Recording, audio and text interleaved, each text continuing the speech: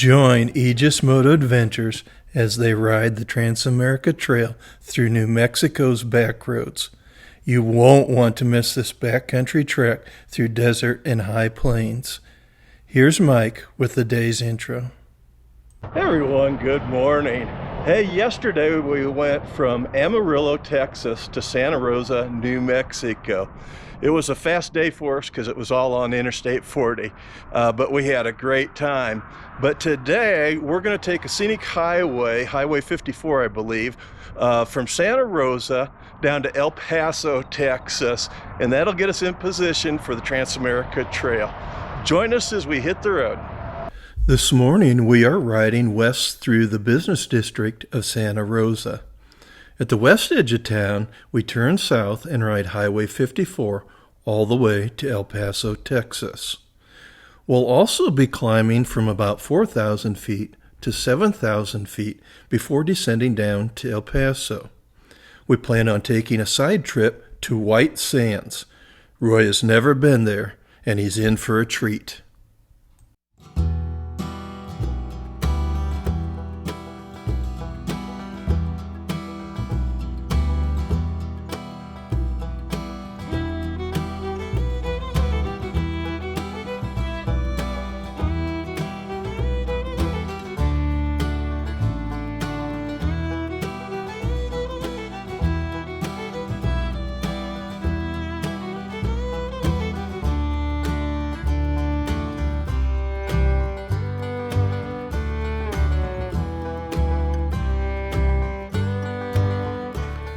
As you can see from the clips, it's fairly flat going south out of Santa Rosa, but that all changes as we pass by the Cibola National Forest. Galinas Peak, off to our right, tops out at 8,615 feet.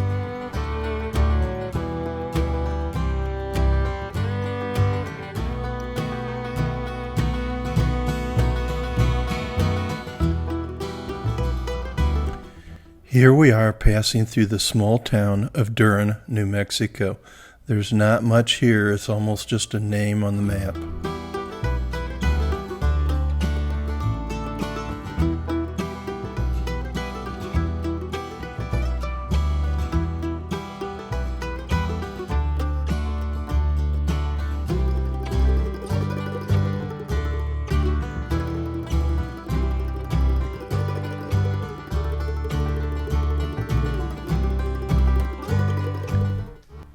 Here we are riding through the very edge of the Cibola National Forest. I did see a few signs here warning of elk, so there must be elk in this area, though unfortunately we didn't get a chance to see any.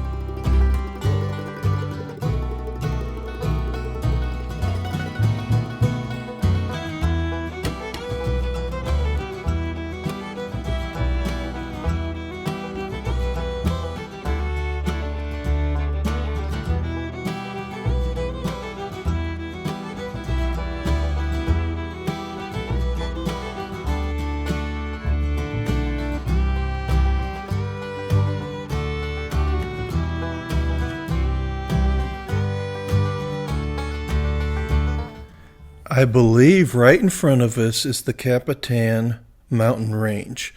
We'll be going back through there on our way north after we leave El Paso, so I won't give you much information on them, but there are some really high peaks in this area. Some of them still had snow on them. Roy and I stop in Carrizozo, where we meet two young adventurers. I get such a kick out of meeting these solo riders. Makes me question my youthful decisions. Hey Duncan, tell us a little bit about yourself. Where are you from? I'm from New Hampshire. Cool. Yep. And you rode the bike all the way from New Hampshire? Yes, sir. I went down to Florida and then across. Where at in Florida? Pensacola. Very good. And where will you be heading from here then? I'm going to touch the coast of California and turn around and go back. Perfect. How many days you trying to do it in? I got no plan, so about a month and a half-ish. Perfect. Yep. Well, Duncan, it's nice to meet you. Thank you much. Stay safe on your travels. Thank you. Boy, I'll tell you, it's the adventure bike day today. We just met Duncan and Blake rolled in.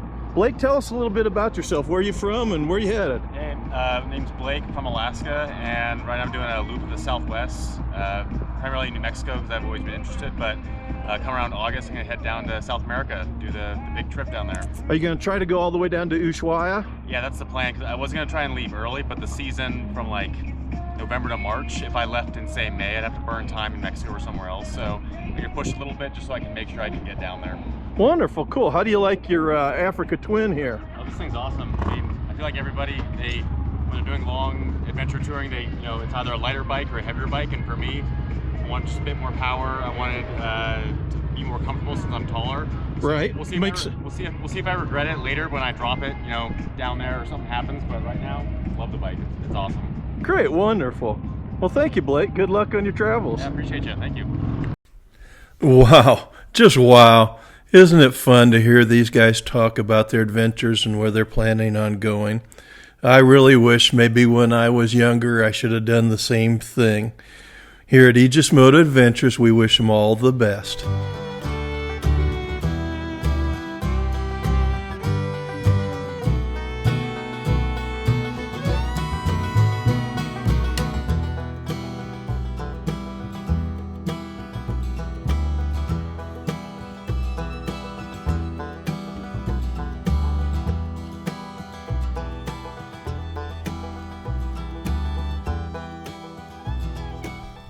At Alamogordo, New Mexico, we stop for some lunch and take a little bit of a break and get off the bikes to give our bottoms a little bit of a rest before we head out to White Sands National Monument Park. This is a real treat to go back there again. I visited there once before with Sherry, and I think Roy's really going to get a kick out of it. White Sands National Park sits inside White Sands Missile Range. The brilliant white sands are comprised of gypsum, and the dunes are the largest of its kind in the world. The park is hard to miss because you can see the dunes from miles away. Visiting the dunes is easy and just a short ride away from Alamogordo. A paved road heads into the dunes from the visitor center before turning into packed sand roads. Several parking areas dot the park and allow easy viewing. Many people bring snow discs to the park to slide down the dunes. As you can see, constant road maintenance is necessary to push back the gypsum that blows onto the road.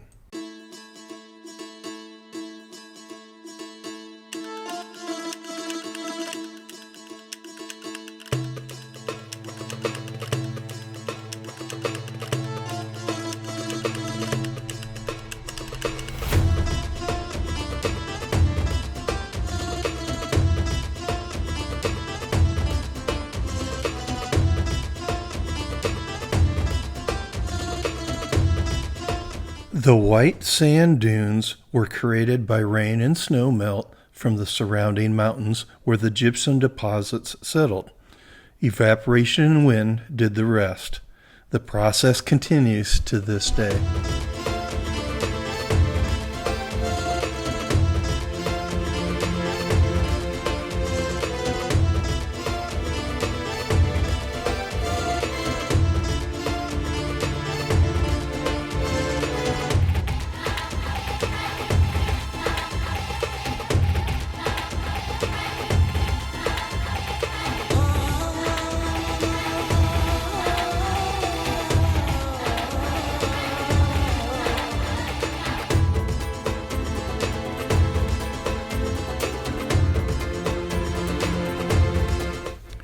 Riding the compacted sand is no problem at all, but you should use caution in the loose sand. I'm sure many a motorcyclist has gone down here.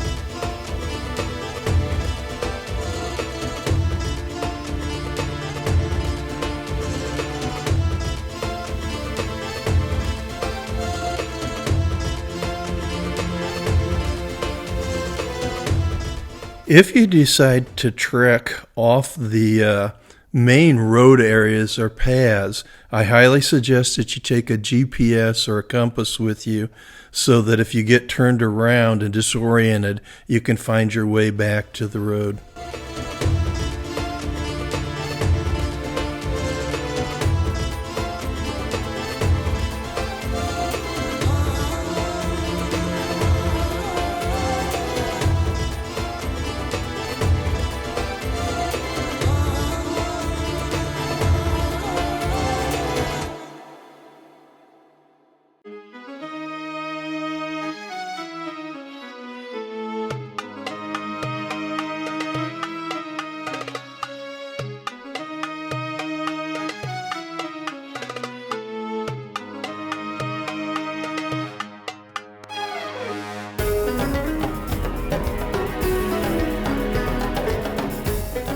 I have deliberately left these clips much longer than I normally would so that you can get a really good feel for what you can find here at White Sands National Park. There are so many places that you can park and get out. I tried to choose one that didn't have very many people, but unfortunately I picked the one with the restroom. That's probably why.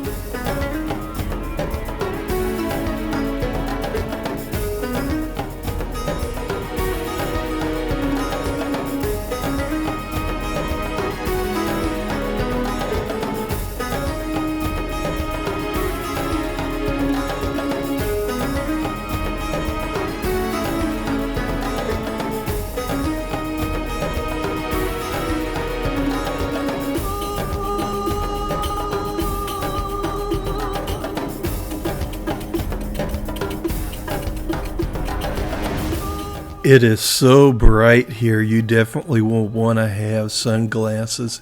It's amazing how much of the sun is reflected off the sand dunes because they're so white.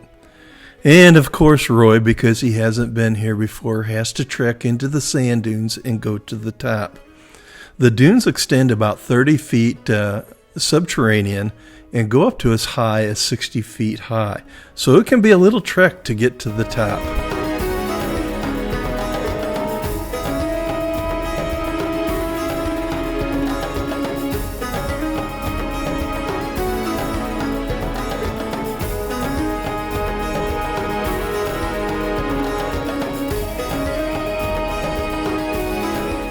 Of course, coming back down is a lot easier here. But I think Roy really enjoyed it. Yeah. Yeah, my name's Mike. What's your name? Daniel, my name. Daniel, tell me your story. Where are you from? And I'm from Venezuela, but I'm driving about a week ago since a week ago from Florida. oh yeah, where at in Florida? In Miami. Miami area? Yeah. I went to Genie Springs, Panama City, Yeah. Fontainebleau in Louisiana, then I went to Dallas, then I went to Carlsbad Caverns, then here, and now I'm heading out to... Did you rent the bike or did you buy it? It's mine. Huh? It's mine. Okay. I'm going to Saguaro in Arizona. Grand Yeah. Canyon and all So, that. yeah, Sequoia National Park, yeah. I'm hoping to get to California. Yeah, you will. No doubt about it. Good for you, yeah. Yeah. How about you? What size is your GS? Is it the 1200 or? It's 250. Yeah. Adventure. Very good. Way cool. So did you ride it just from Miami or did you have it shipped to Miami? Oh, from Miami. Okay. About, I don't know, about 1,400 miles, something like that. Right. Yeah, I'm from the southwest coast of Florida, over by Fort Myers. Oh, okay. Yeah. You riding from there? No, we didn't ride. I trailered out. Well, next time I will trailer. I've been riding for a week now, camping in some places. Right. It's nice. Oh, very good. Yeah. Adventure. Wonderful. Yeah. Well, it's a pleasure to meet you. Pleasure to meet you too. What a nice young fella Daniel was, and we wish him well. His trek from Florida all the way to California and back is going to be quite the adventure. I hope he enjoys every minute of it.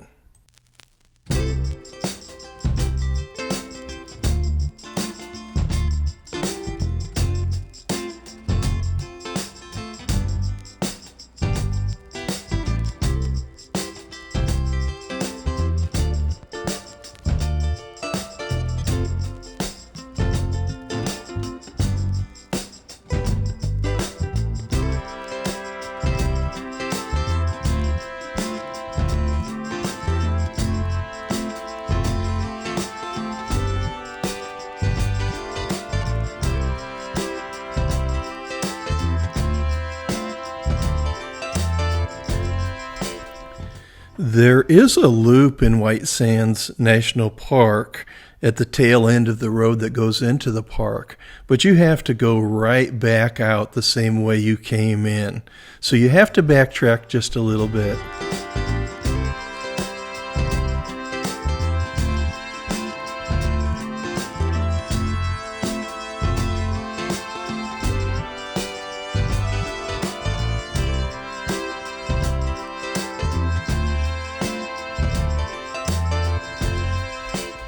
White Sands National Park is the most visited park in the state of New Mexico. They host about 600,000 visitors a year.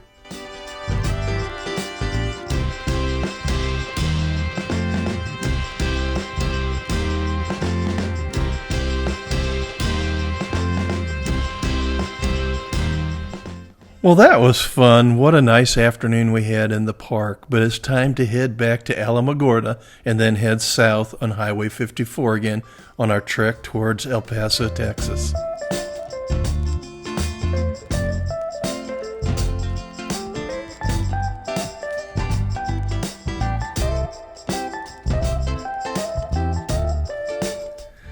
I filmed several shots headed just straight down the highway because there was heavy mirage, and I was trying to catch that on the video, but I think the camera failed me a little bit.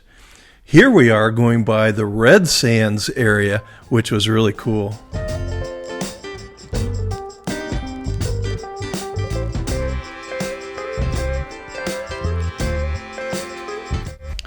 These checkpoints of Customs and Border Patrol dot the southwest of the USA, but I've always found the guys to be really pleasant, and it doesn't take any time at all to get through.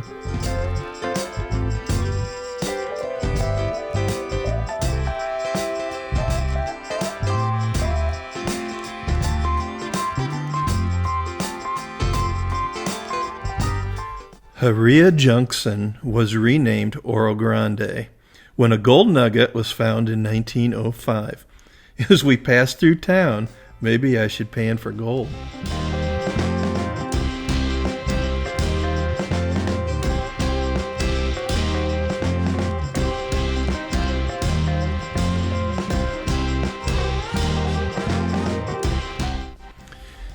As we get close to El Paso, Texas, we can see the Franklin Mountains in the backdrop here.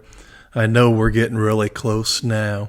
There's starting to be some water towers and infrastructure, and so we're just a few minutes away from the city limits.